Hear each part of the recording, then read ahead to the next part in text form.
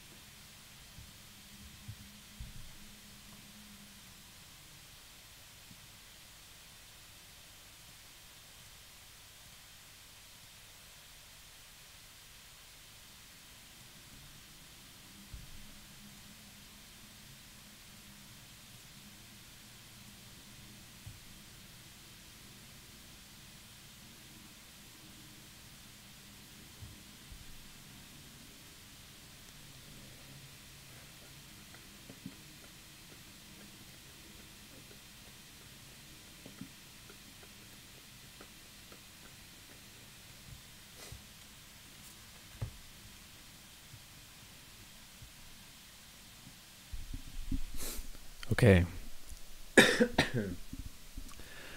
Now comes the part where we see if anyone noticed that I moved the stream time up by an hour. For a second there, I thought I forgot to change my alarm. Did I forget to change my alarm? Did I move the stream time up an hour? Or have I failed to do that? Where is my phone? I think I left it on the bed.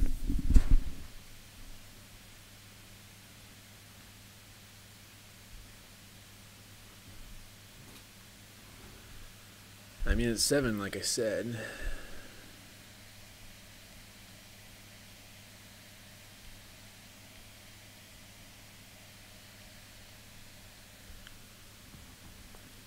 So I guess I didn't forget.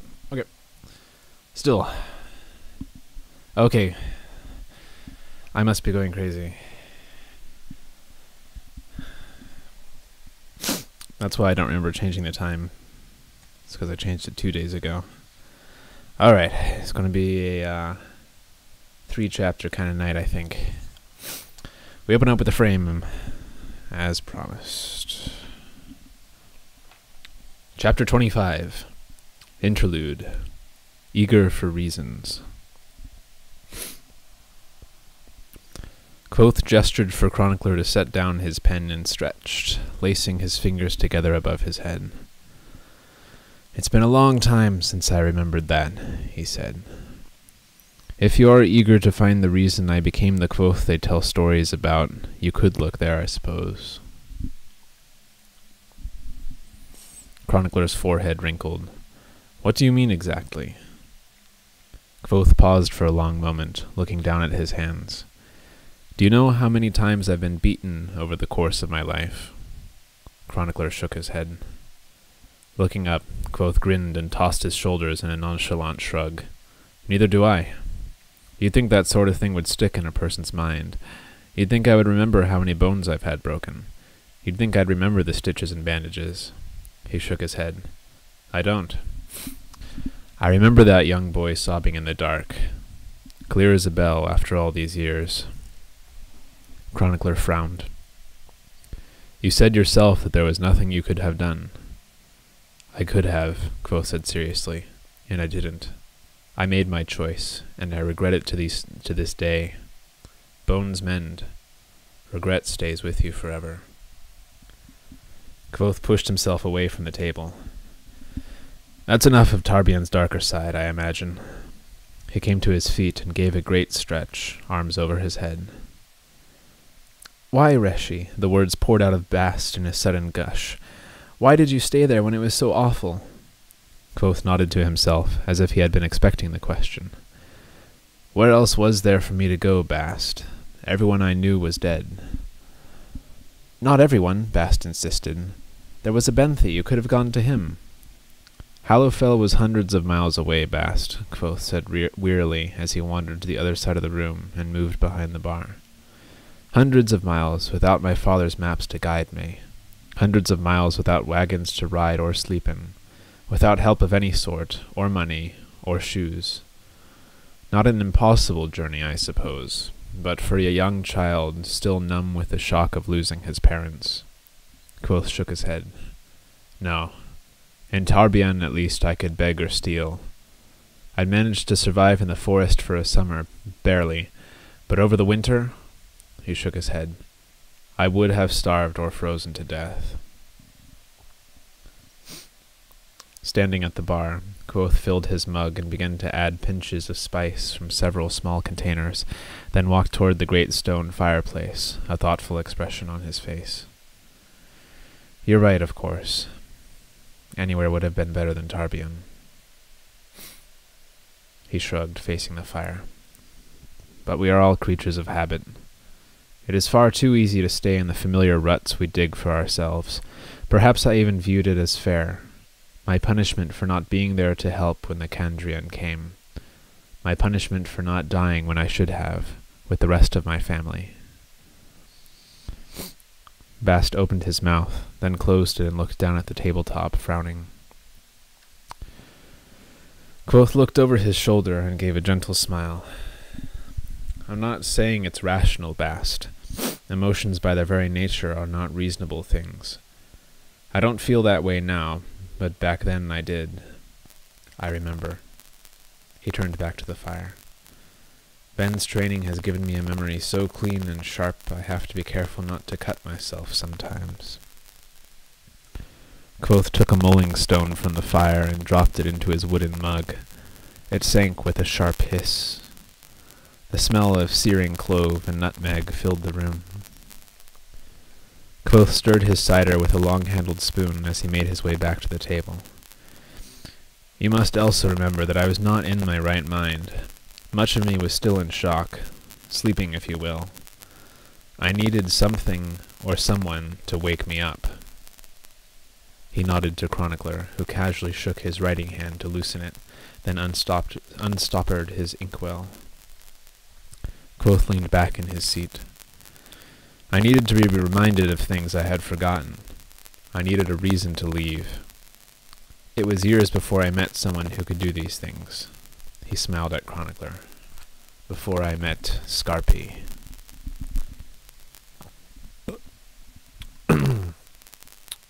Did we miss a substantial part of the story? Do I need to go back?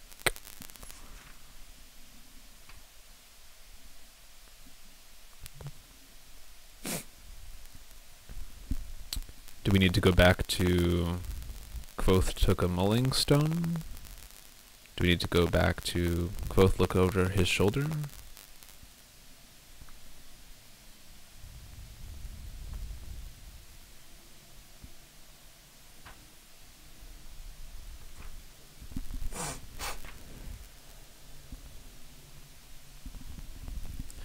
Quoth took a mulling stone from the fire and dropped it into his wooden mug. It sank with a sharp hiss. The smell of searing clove and nutmeg filled the room. Quoth stirred his cider with a long-handled spoon as he made his way back to the table. You must also remember that I was not in my right mind. Much of me was still in shock, sleeping if you will. I needed something or someone to wake me up. He nodded to Chronicler, who casually shook his writing hand to loosen it, then unstoppered his inkwell. Quoth leaned back in his seat. I needed to be reminded of things I had forgotten. I needed a reason to leave. It was years before I met someone who could do those things. He smiled at Chronicler. Before I met Scarpy. Let's have a look here. Let's have a listen. That does not sound very good. You must also remember that if you will, I needed something or for someone to wake me up. He nodded to the chronicler, who casually shook his writing hand to loosen it, then unstoppered his inkwell. Let's see, open threshold, close threshold. It's always going to be above both of these, so this can't be it.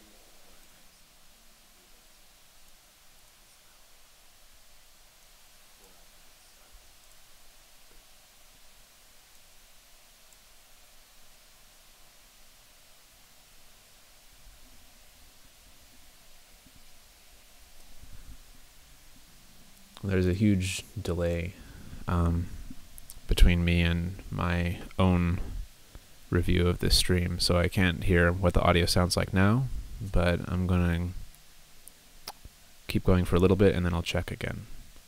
And I'll also keep an eye on the chat, so you can tell me if it's fixed. Chapter 26, Lan Returned. I had been in Tarbian for years at this point.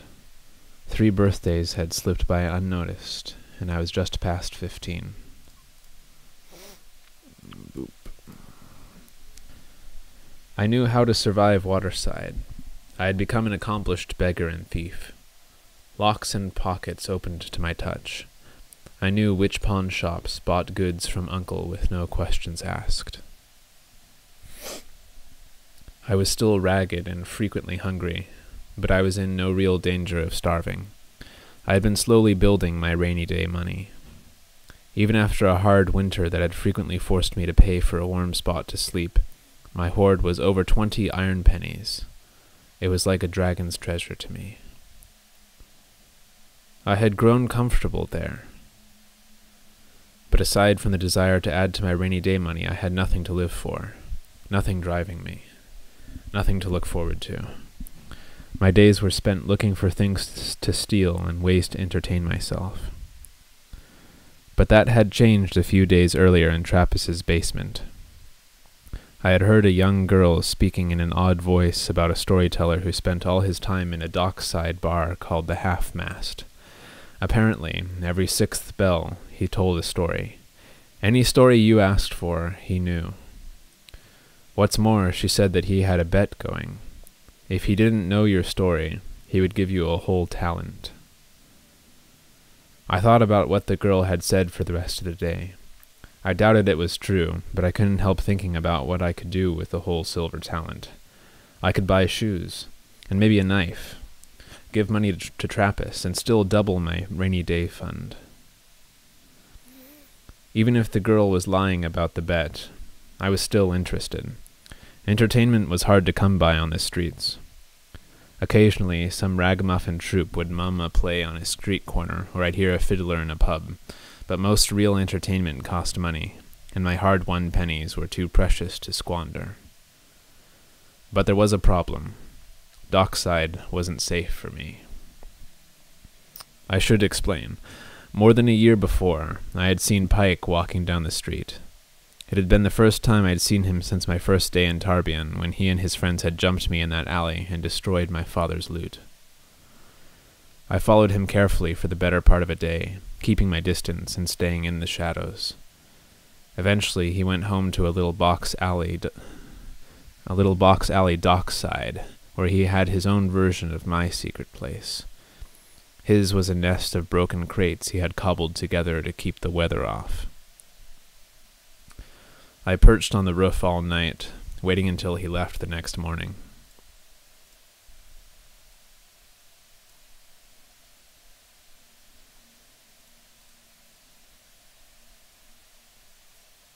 Then I made my way down to his nest of crates and looked around. It was cozy, filled with the... Yeah, that sounds much better.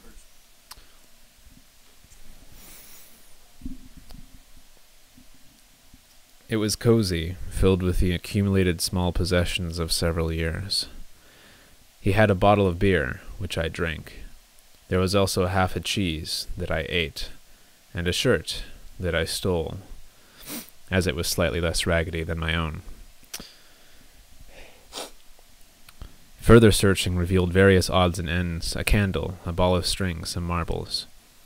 Most surprising were several pictures of sailcloth, with charcoal drawings of a woman's face. I had to search for nearly 10 minutes until I found what I was really looking for. Hidden away behind everything else was a small wooden box that showed signs of much handling. It held a bundle of dried violets tied with a white ribbon, a toy horse that had lost most of its string mane, and a lock of curling blonde hair. It took me several minutes with flint and steel to get the fire going. The violets were good tinder, and soon greasy clouds of smoke were billowing high into the air. I stood by and watched as everything Pike loved went up in flames. But I stayed too long, savoring the moment. Pike and a friend came running down the box alley, drawn by the smoke, and I was trapped. Furious, Pike jumped me. He was taller by 6 inches and outweighed me by 50 pounds. Worse, he had a piece of broken glass wrapped with twine at one end, making a crude knife. He stabbed me once in the thigh right above my knee before I smashed his hand into the cobblestones, shattering the knife. After that, he still gave me a black eye and several broken ribs before I managed to kick him squarely between the legs and get free. As I pelted away, he limped after me, shouting that he would kill me for what I'd done. I believed him. After patching up my leg, I took every bit of rainy day money I had saved and bought 5 pints of dreg, a cheap, foul liquor strong enough to blister the inside of your mouth. Then I limped into dockside and waited for Pike and his friends to spot me. It didn't take long. I let him and 2 of his friends follow me for half a mile, past Seamling Lane and into Tallows. I kept to the main roads, knowing they wouldn't dare attack me in broad daylight when people were around. But when I darted into a side alley, they hurried to catch up, suspecting I was trying to make a run for it. However, when they turned the corner, no one was there. Pike thought to look up just as I was pouring the bucket of dreg onto him from the edge of the low roof above. It doused him, splashing across his face and chest. He screamed and clutched at his eyes as he went to his knees. Then I struck the phosphorus match I'd stolen and dropped it onto him, watching it sputter and flare as it fell. Full of the pure, hard hatred of a child, I hoped he would burst into a pillar of flame. He didn't, but he did catch fire. He screamed again and staggered around while his friends swatted at him, trying to put him out. I left while they were busy. It had been over a year ago, and I hadn't seen Pike since. He hadn't tried to find me, and I had stayed well clear of Dockside, sometimes going miles out of my way rather than pass near it. It was a kind of truce. However, I didn't doubt that Pike and his friends remembered what I looked like, and were willing to settle the score if they spotted me.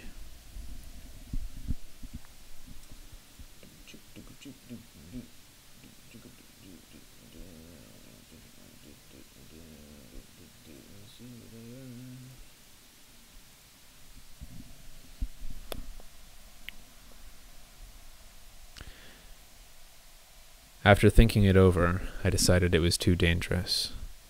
Even the promise of free stories and a chance at a silver talent wasn't worth stirring things up with Pike again. Besides, what story would I ask for?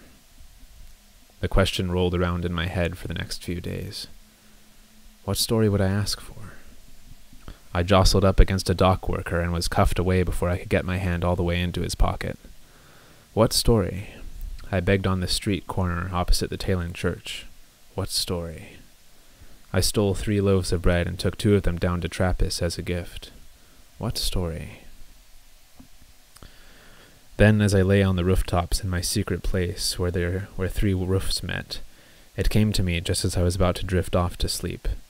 Lanra, of course. I could ask him for the real story of Lanra. The story my father had been... My heart stuttered in my chest as I suddenly remembered things I had avoided for years. My father idly strumming at his lute, my mother beside him in the wagon singing. Reflexively, I began to draw away from the memories, the way you might pull your hand back from a fire. but I was surprised to find these memories held only a gentle ache, not the deep pain I expected. Instead, I found a small, budding excitement at the thought of hearing a story my father would have sought out, a story he himself might have told. Still, I knew it to be sheer folly to go running dockside for the sake of a story. All the hard practicality Tarbian had taught me over the years urged me to stay in my familiar corner of the world where I was safe. The first thing I saw on entering the half-mast was Scarpi. He was sitting on a tall stool at the bar, an old man with eyes like diamonds and the body of a driftwood scarecrow. He was thin and weathered, with thick white hair on his arms and face and head. The whiteness of it stood out from his deep brown tan, making him seem splashed with wave foam. At his feet were a group of 20 children, some few my age, most younger. They were a strange mix to see, ranging from grubby, shoeless urchins like myself to reasonably well-dressed, well-scrubbed children who probably had parents in homes. None of them looked familiar to me, but I never knew who might be a friend of Pike's. I found a place near the door with my back to the wall and sank down onto my haunches. Scarpi cleared his throat once or twice in a way that made me thirsty. Then, with ritual significance, he looked mournfully into the clay mug that sat in front of him and carefully turned it upside down on the bar. The children surged forward, pressing coins onto the bar. I did a quick count. 2 iron halfpennies, 9 shims, and a drab. Altogether, just a little over 3 iron pennies in Commonwealth coin. Maybe he was no longer offering the silver talent bet. More likely the rumor I'd heard was wrong. The old man nodded almost imperceptibly to the bartender. Fallows read. His voice was deep and rough, almost hypnotic. The bald man behind the bar gathered up the coins and deftly poured wine into Scarpi's wide clay cup. "So, what would everyone like to hear about today?" Scarpi rumbled, his deep voice rolling out like distant thunder. There was a moment of silence that again struck me as ritualistic, almost reverent. Then a babble burst forth from all the children at once. "I want a fairy story. Orin and the fight at Nats. Yes, Orin Velsiter, the one with Baron. Lartram, Mir Tanriel, Ilian and the bear." "Lanra," I said, almost without meaning to. The room went still again as Scarpi took a drink. The children watched him with a familiar intensity I couldn't quite identify. Scarpi sat calmly in the middle of the quiet. "Did I," his voice rolled out slowly, like dark honey, "hear someone say Lanra?" He looked directly at me, his blue eyes clear and sharp. I nodded, not knowing what to expect. "I want to hear about the dry lands over the storm wall," one of the younger girls complained. "About the sand snakes that come out of the ground like sharks, and the dry men who hide under the dunes and drink your blood instead of water, and—" She was cuffed quickly into silence from a dozen different directions by the children surrounding her.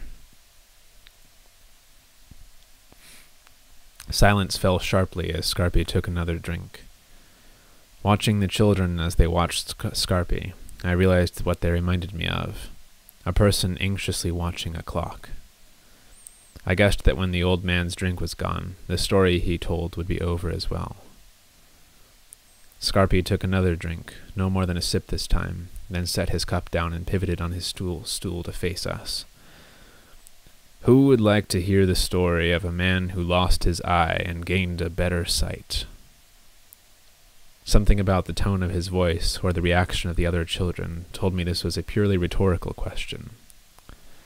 "So, Lanra and the Creation War. An old, old story." His eyes swept over the children. "Sit and listen, for I will speak of the shining city as it once was, years and miles away."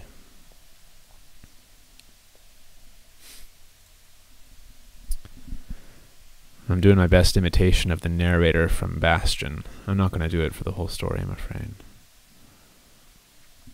There's a chapter break here, so I'm going to take this opportunity to mod some people. Where's Krevek? Krevek needs a mod hat. If he's here, he should show himself so I can click his face.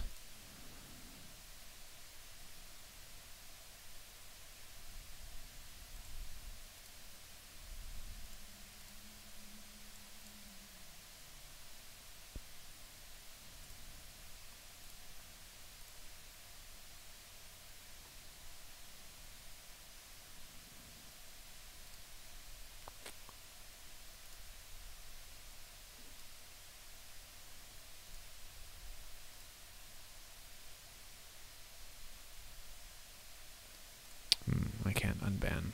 Well. Cool.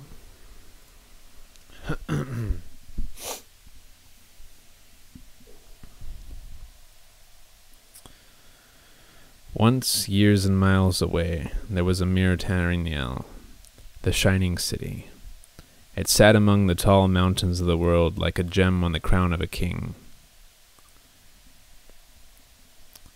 Oh, they didn't say much, but it was distracting. I think they just joined to make trouble, so I banned them preemptively. Imagine a city as large as Tarbian, but on every corner of every street there was a bright fountain, or a green tree growing, or a statue so beautiful it would make a proud man cry to look at it. The buildings were tall and graceful, carved from the mountain itself, carved of a bright white stone that held the sun's light long after evening fell. Selitos was lord over Mir Tanriel. Just by looking at a thing, Selitos could see its hidden name and understand it. In those days there were many who could do such things, but Selitos was the most powerful namer of anyone alive in that age. Selitos was well loved by the people he protected. His judgments were strict and fair, and none could sway him through falsehood or dissembling. Such was the power of his sight that he could read the hearts of men like heavy-lettered books. Now in those days there was a terrible war being fought across a vast empire.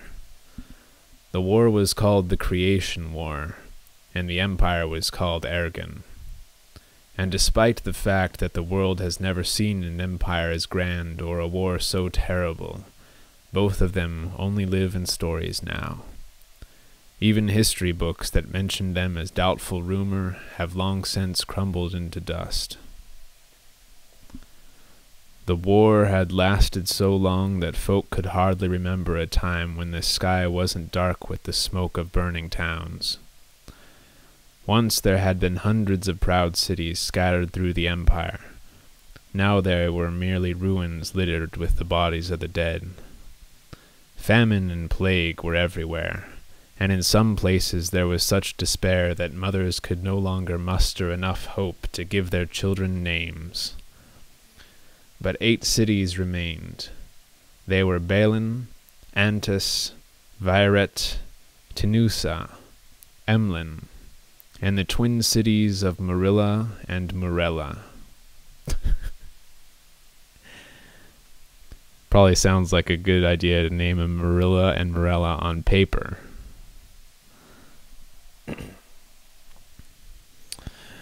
Last was Mir Tariniel, greatest of them all and the only one unscarred by the long centuries of war. It was protected by the mountains and brave soldiers. But the true cause of Mir Tariniel's peace was Selitos. Using the power of his sight, he kept watch over the mountain passes leading to his beloved city. His rooms were in the city's highest towers, so he could see any attack long before it came to be a threat.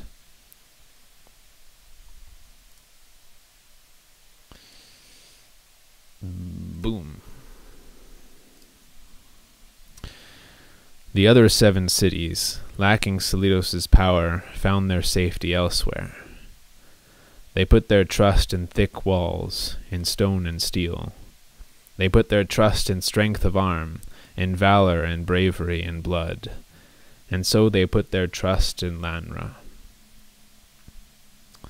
Lanra had fought since he could lift a sword, and by the time his voice began to crack, he was the equal of a dozen older men. He married a woman named Lyra, and his love for her was a passion fiercer than fury. Lyra was terrible and wise, and held a power just as great as his. For while Lanra had the strength of his arm and the command of loyal men, Lyra knew the names of things, and the power of her voice could kill a man or still a thunderstorm. As the years passed, Lanra and Lyra fought side by side. They defended Belin from a surprise attack, saving the city from a foe that should have overwhelmed them. They gathered armies and made the cities recognize the need for allegiance. Over the long years they pressed the Empire's enemies back. People who had grown numb with despair began to feel warm hope kindling inside. They hoped for peace, and they hung those flickering hopes on Lanra.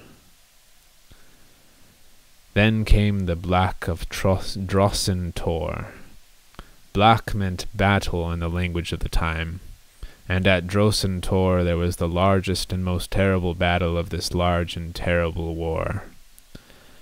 They fought unceasing for 3 days in the light of the sun, and for 3 nights unceasing by the light of the moon.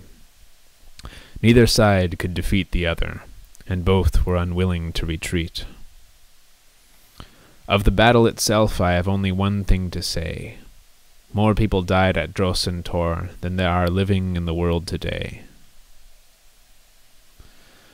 Lanra was always where the fight was thickest, where he was needed most. His sword never left his hand or rested in its sheath. At the very end of things, covered in blood amid a field of corpses, Lanra stood alone against a terrible foe. It was a great beast with scales of black iron, whose breath was a darkness that smothered men. Lanra fought the beast and killed it. Lanra brought victory to his side, but he bought it with his life. After the battle was finished and the enemy was set beyond the doors of stone, survivors found Lanra's body, cold and lifeless near the beast he had slain. Word of Lanra's death spread quickly, covering the field like a blanket of despair. They had won the battle and turned the tide of the war, but each of them felt cold inside. The small flame of hope that each of them cherished began to flicker and fade. Their hopes had hung on Lanra, and Lanra was dead. In the midst of silence, Lyra stood by Lanra's body and spoke his name. Her voice was a commandment. Her voice was steel and stone. Her voice told him to live again, but Lanra lay motionless and dead. In the midst of fear, Lyra knelt by Lanra's body and breathed his name. Her voice was a beckoning. Her voice was love and longing. Her voice called him to live again, but Lanra lay cold and dead. In the midst of despair, Lyra fell across Lanra's body and wept his name. Her voice was a whisper. Her voice was echo and emptiness. Her voice begged him to live again, but Lanra lay breathless and dead. Lanra was dead. Lyra wept brokenly and touched his face with trembling hands. All around, men turned their heads, because the bloody field was less horrible to look upon than Lyra's grief. But Lanra heard her calling. Lanra turned at the sound of her voice and came to her. From beyond the doors of death, Lanra returned. He spoke her name and took Lyra in his arms to comfort her. He opened his eyes and did his best to wipe away her tears with shaking hands. And then he drew a deep and living breath. The survivors of the battle saw Lanra move, and they marveled. The flickering hope for peace each of them had nurtured for so long flared like hot fire inside them. "Lanra and Lyra!" they shouted, their voices like thunder. "Our Lord's love is stronger than death. Our Lady's voice has called him back. Together they have beaten death. Together, how can we help but be victorious?" So the war continued, but with Lanra and Lyra fighting side by side, the future seemed less grim. Soon everyone knew the story of how Lanra had died, and how his love and Lyra's power had drawn him back. For the first time in living memory, people could speak openly of peace without being seen as fools or madmen. Years passed. The Empire's enemies grew thin and desperate, and even the most cynical of men could see the end of the war was drawing swiftly near. Then rumors began to spread. Lyra was ill. Lyra had been kidnapped. Lyra had died. Lanra had fled the Empire. Lanra had gone mad. Some even said Lanra had killed himself and gone searching for his wife in the land of the dead. There were stories aplenty, but no one knew the truth of things. In the midst of these rumors, Lanra arrived in Mir Teriniel. He came alone, wearing his silver sword and haubergen of black iron scales. His armor fit him closely as a second skin of shadow. He had wrought it from the carcass of the beast he had killed at Drossen Tor. Lanra asked Selitos to walk with him outside the city. Selitos agreed, hoping to learn the truth of Lanra's trouble and offer him what comfort a friend can give. They often kept each other's counsel, for they were both lords among their people. Selitos had heard the rumors, and he was worried. He feared for Lyra's health, but more he feared for Lanra. Selitos was wise. He understood how grief can twist a heart, how passions drive good men to folly. Together they walked the mountain paths. Lanra leading the way, they came to a high place in the mountains where they could look out over the land. The proud towers of Mir Teriniel shone brightly in the last light of the setting sun. After a long time, Selitos said, "I have heard terrible rumors concerning your wife." Lanra said nothing, and from his silence, Selitos knew that Lyra was dead. After another long pause, Selitos tried again. "Though I do not know the whole of the matter, Mir Teriniel is here for you, and I will lend whatever aid a friend can give." "You have given me enough, old friend." Lanra turned and placed his hand on Selitos' shoulder. "Silangsi, I bind you. By the name of stone, be still as stone. Air, I command the air. Lay leaden on your tongue. Selitos, I name you. May all your powers fail, but your sight."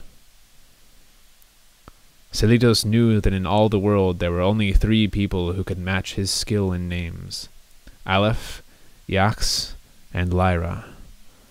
Lanra had no gift for names. His power lay in the strength of his arm. For him to attempt to bind Selitos by his name would be as fruitless as a boy attacking a soldier with a willow stick. Nevertheless, Lanra's power lay on him like a great weight, like a vice of iron, and Selitos found himself unable to move or speak. He stood still as stone, and could do nothing but marvel. How had Lanra come by such power? In confusion and despair, Selitos watched night settle in the mountains. With horror he saw that some of the encroaching blackness was, in fact, a great army moving upon Mir Teriniel. Worse still, no warning bells were ringing. Selitos could only stand and watch as the army crept closer in secret. Mir Teriniel was burned and butchered. The less that is said of it, the better. The white walls were charred black, and the fountains ran with blood. For a night and a day, Selitos stood helpless beside Lanra, and could do nothing more than watch and listen to the screams of the dying, the ring of iron, the crack of breaking stone. When the next day dawned on the blackened towers of the city, Selitos found he could move. He turned to Lanra, and this time his sight did not fail him. He saw in Lanra a great darkness and a troubled spirit. But Selitos still felt the fetters of enchantment binding him. Fury and puzzlement warred within him, and he spoke. "Lanra, what have you done?" Lanra continued to look out over the ruins of Mir Teriniel. His shoulders stooped as though he bore a great weight. There was a weariness in his voice when he spoke. "Was I accounted a good man, Selitos?" "You were counted among the best of us. We considered you beyond reproach. Yet I did this." Selitos could not bring himself to look upon his ruined city. "Yet you did this," he agreed. "Why?" Lanra paused. "My wife is dead.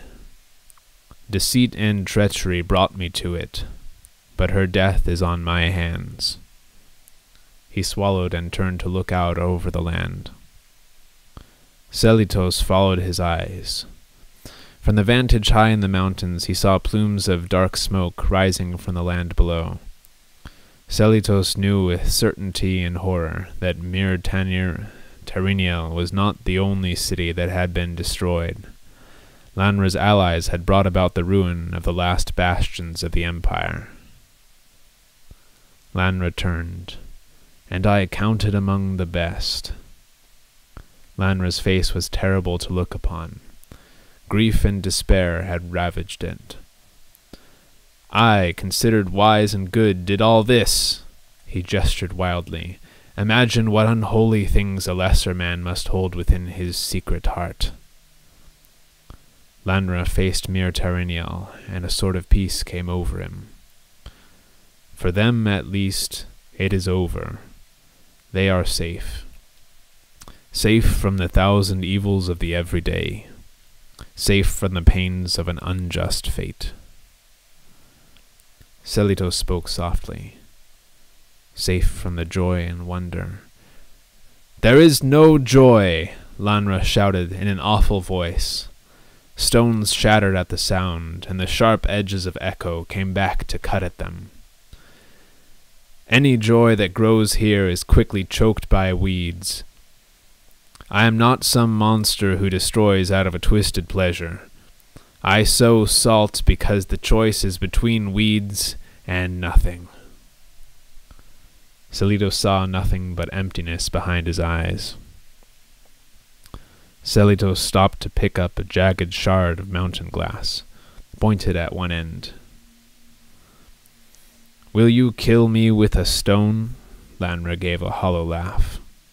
"I wanted you to understand, to know it was not madness that made me do these things."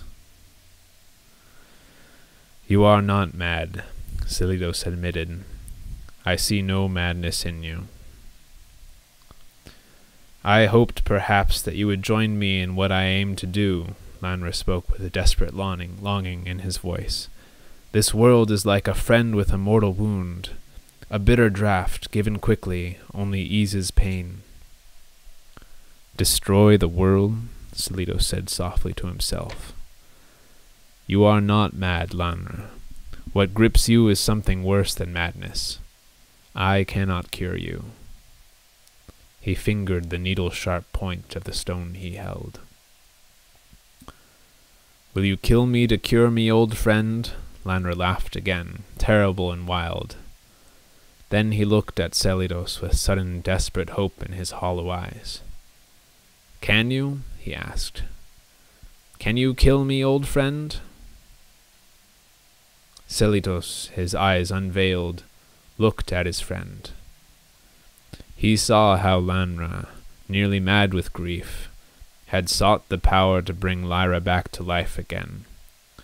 Out of love for Lyra, Lanra had sought knowledge where knowledge is better left alone, and gained it at a terrible price. But even in the fullness of his hard-won power, he could not call Lyra back. Without her, Lanra's life was nothing but a burden, and the power he had taken up lay like a hot knife in his mind. To escape despair and agony, Lanra had killed himself, taking the final refuge of all men, attempting to escape beyond the doors of death. But just as Lyra's love had drawn him back from past the final door before, so this time Lanra's power forced him to return from sweet oblivion. His new won power burned him back into his body, forcing him to live. Selitos looked at Lanra and understood all. Before the power of his sight, these things hung like dark tapestries in the air about Lanra's shaking form. "I can kill you," Selitos said, then looked away from Lanra's expression, suddenly hopeful. "For an hour, or a day, but you would return, pulled like iron to a lodestone. Your name burns with the power in you. I can no more extinguish it than I could throw a stone and strike down the moon." Lanra's shoulders bowed. "I had hoped," he said simply. "But I knew the truth. I am no longer the Lanra you knew. Mine is a new and terrible name. I am Haliax, and no door can bar my passing. All is lost to me. No Lyra, no sweet escape of sleep, no blissful forgetfulness. Even madness is beyond me. Death itself is an open doorway to my power. There is no escape. I have only the hope of oblivion after everything is gone and the Alu fell nameless from the sky." And as he said this, Lanra hid his face in his hands, and his body shook with silent, racking sobs. Selitos looked out on the land below and felt a small spark of hope. 6 plumes of smoke rose from the land below. Mir Teriniel was gone, and 6 cities destroyed. But that meant all was not lost. 1 city still remained. In spite of all that had happened, Selitos looked at Lanra with pity, and when he spoke it was with sadness in his voice. "Is there nothing, then? No hope?" He lay one hand on Lanra's arm. "There is sweetness in life. Even after all of this, I will help you look for it, if you will try." "No," said Lanra. He stood to his full height, his face regal behind the lines of grief. "There is nothing sweet. I will sow salt, lest the bitter weeds grow." "I am sorry," Selitos said, and stood upright as well. Then Selitos spoke in a great voice. "Never before has my sight been clouded. I failed to see the truth inside your heart." Selitos drew a deep breath. "By my eye I was deceived. Never again." He raised the stone and drove its needlepoint into his own eye. His scream echoed among the rocks as he fell to his knees gasping. "May I never again be so blind." A great silence descended, and the fetters of enchantment fell away from Selitos. He cast the stone at Lanra's feet and said, "By the power of my own blood I bind you. By your own name let you be accursed." Selitos spoke the long name that lay in Lanra's heart, and at the sound of it the sun grew dark, and wind tore stones from the mountainside. Then Selitos spoke, "This is my doom upon you. May your face be always held in shadow, black as the toppled towers of my beloved Mir Teriniel." This is my doom upon you. Your own name will be turned against you, that you shall have no peace. This is my doom upon you and all who follow you. May it last until the world ends and the Eliu fall nameless from the sky. Selidos watched as a darkness gathered about Lanre. Soon nothing could be seen of his handsome features, only a vague impression of nose and mouth and eyes. All the rest was shadow, black and seamless. Then Selidos stood and said, "You have beaten me once through guile, but never again. Now I see truer than before, and my power is upon me. I cannot kill you, but I can send you from this place. Be gone. The sight of you is all the fouler, knowing that you once were fair." But even as he spoke them, the words were bitter in his mouth. Lanra, his face in shadow darker than a starless night, was blown away like smoke upon the wind. Then Selidos bowed his head and wept hot tears of blood upon the earth. And that's just about the end of the story. Proper story starts at the beginning.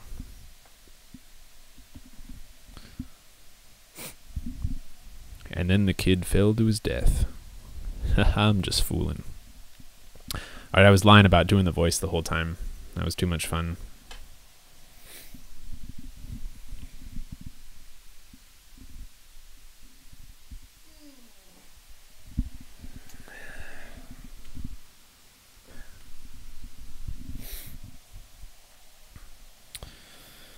It wasn't until Scarpy stopped speaking that I noticed how lost in the story I had become.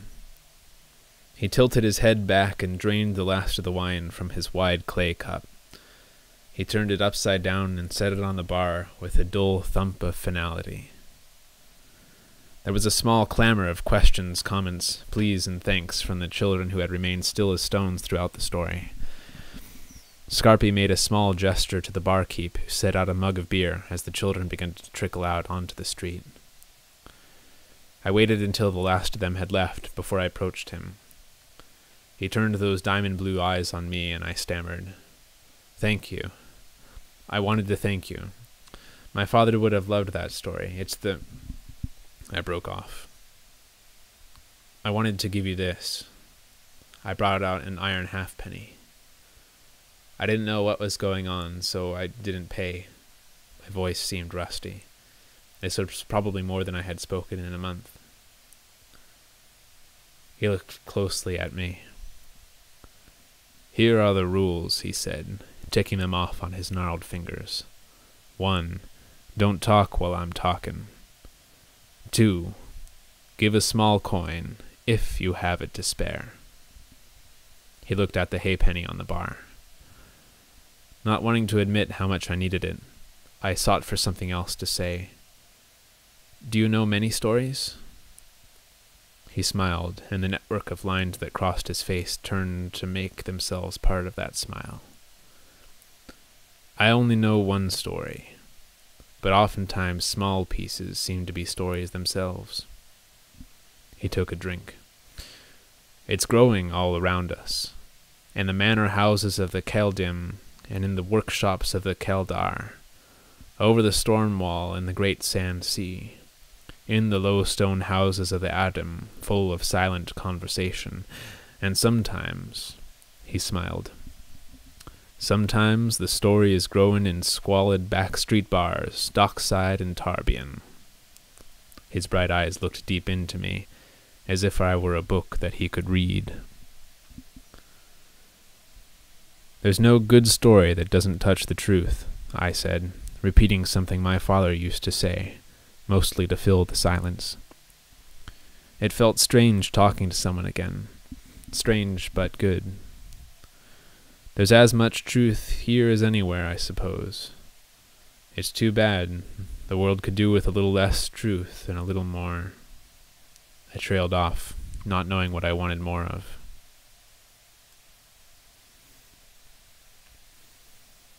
I looked down at my hands and found myself wishing they were cleaner. He slid the halfpenny towards me. I picked it up and he smiled. His rough hand lit lightly as a bird on my shoulder. Every day except morning, 6th bell, more or less. I started to leave, then stopped. Is it true? The story. I made an inarticulate gesture. The part you told today. All stories are true, Scarpy said. But this one really happened, if that's what you mean. He took another slow drink, then smiled again, his bright eyes dancing. More or less. You have to be a bit of a liar to tell a story the right way. Too much truth confuses the facts. Too much honesty makes you sound insincere. My father used to say the same thing. As soon as I mentioned him, a confusing welter of emotions rose up in me. Only when I saw Scarpy's eyes following me did I realize I was backing nervously toward the exit. I stopped and forced myself to turn and walk out the door. I'll be here, if I can. I heard the smile in his voice behind me. I know.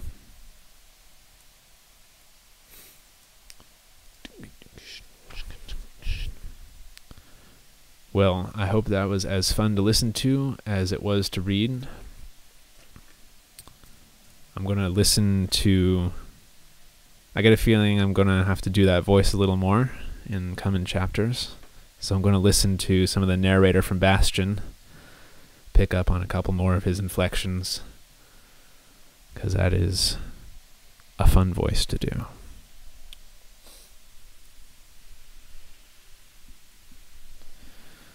All right, 11 p.m. here.